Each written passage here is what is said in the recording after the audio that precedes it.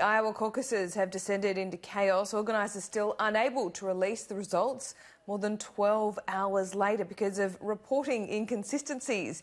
Let's go live to Iowa City now is political reporter Annalise Nelson. Annalise, the use of a new app and the results that were meant to come through that app seems to have failed epically. What happened?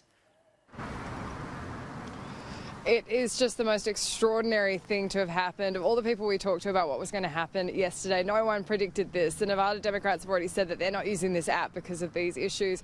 What's happened is there's been a phone hookup today with the campaign leaders, and what the Iowa Democrats have said is that there is going to be a release of the data from 4 o'clock here Iowa time, which is 9 o'clock in Sydney, and that's going to be when they release at least 50% of the data. Now, that's already caused some consternation among these campaign officials because they're saying they don't want the data released until all of it can be verified. They have literally dispatched people right around Iowa. There's between 1,600 and 1,700 different caucus locations to pick up those physical ballots that caucus goers filled out with their preferences so they can manually check every single result. The problems with this app, as you said, were absolutely epic. Last night I was being shown how the data was being punched in and it simply wasn't coming up in that final tally. The caucus chair where I was said that she was happy because the final result was correct and she had the paperwork to back it up as well. But this is supposed to be the big first test for the candidates.